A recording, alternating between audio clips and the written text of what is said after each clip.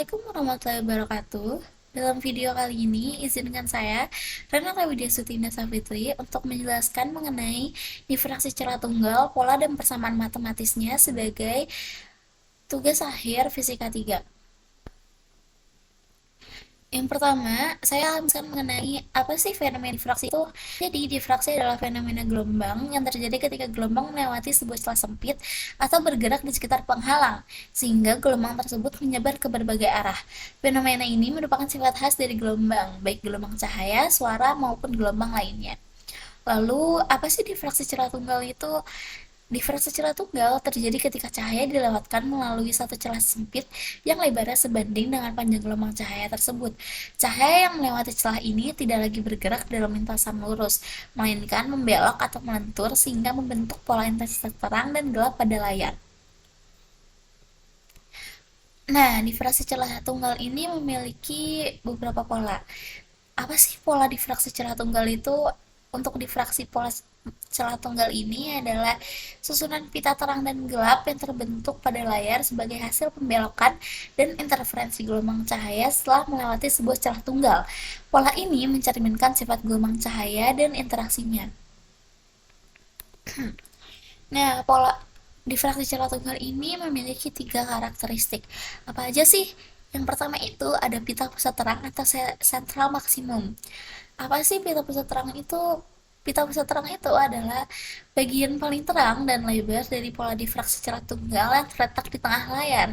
Pita ini muncul akibat interferensi konstruktif gelombang cahaya yang melewati celah dengan intensitas tertinggi dibandingkan pita terang lainnya. Lebarnya bergantung pada lebar celah atau A dan panjang gelombang cahaya atau lambda, serta menjadi dasar penting dalam pengukuran optik. Yang kedua, ada pita terang tambahan atau secondary maxima. Pita ini adalah pita terang yang muncul di kedua sisi pita pusat terang dalam pola difraksi celah tunggal. Intensitasnya lebih rendah dibandingkan pita pusat dan akan semakin berkurang seiring menjauh dari pita pusat. Pita ini terbentuk akibat interferensi konstruktif parsial antara gelombang cahaya yang melewati celah. Lokasi pita terang tambahan berada di tengah antara pita gelap dan distribusinya dipengaruhi oleh lebar celah atau A dan panjang gelombang cahaya atau lambda. Meskipun kurang intens, pita ini sangat membantu menggambarkan sifat gelombang dan pola difraksi secara keseluruhan. Dan yang terakhir ada pita gelap atau minima. Pita ini adalah daerah tanpa cahaya dalam pola difraksi celah tunggal yang muncul di antara pita-pita terang. Pita ini terbentuk akibat interferensi destruktif, di mana gelombang-gelombang cahaya yang melewati celah bertemu dalam fase berlawanan sehingga saling meniadakan.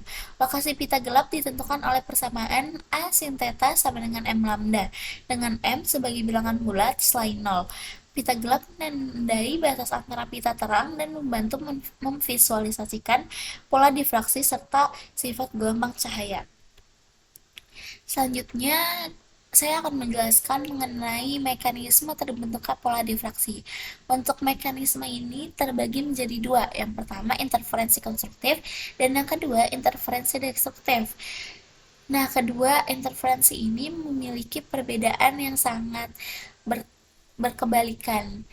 Nah, langsung aja saya akan menjelaskan mengenai interferensi konstruktif terlebih dahulu. Apa sih interferensi konstruktif itu? Jadi, interferensi konstruktif ini akan terjadi ketika dua atau lebih gelombang bertemu dalam fase yang sama, sehingga amplitudo gabungannya akan meningkat.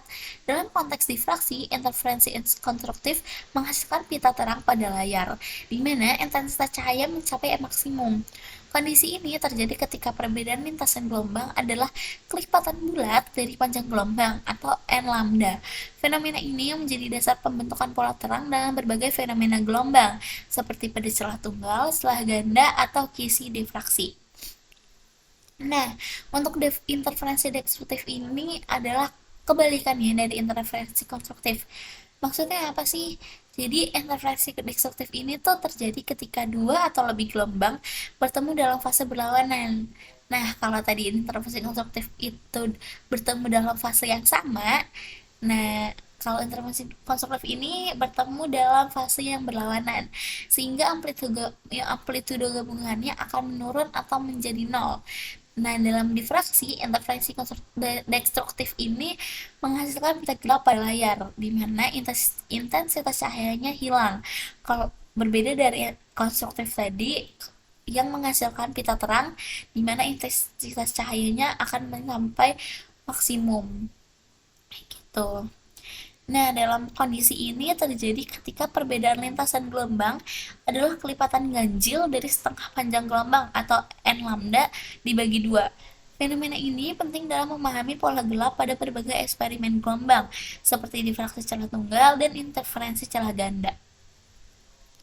Selanjutnya, untuk persamaan pola difraksi, itu untuk di celah tunggal ditentukan oleh A sin theta sama dengan M lambda, di mana A adalah lebar celah, theta adalah sudut terhadap garis normal dari pusat celah ke pita gelap atau terang, M bilangan bulat 0, 1, 2, dan seterusnya untuk urutan pita gelap. Sedangkan lambda adalah panjang gelombang cahaya. Pada pita gelap atau minima terjadi ketika M sama dengan plus minus 1, plus minus 2, dan seterusnya, tidak termasuk M sama dengan 0. Sedangkan intensitas pita terang dapat dihitung menggunakan persamaan intensitas difraksi, yaitu I dikali theta sama dengan I0 dikali sin beta per beta dipangkatkan 2, di mana beta sama dengan pi A sin theta per lambda, dan I0 sama dengan intensitas maksimum di pusat pola. Selanjutnya ada faktor yang mempengaruhi pola difraksi. Untuk faktor ini ada 3. Yang pertama, lebar celah atau A. Celah yang lebih sempit akan menghasilkan pola yang lebih lebar karena pembelokan cahaya yang lebih besar.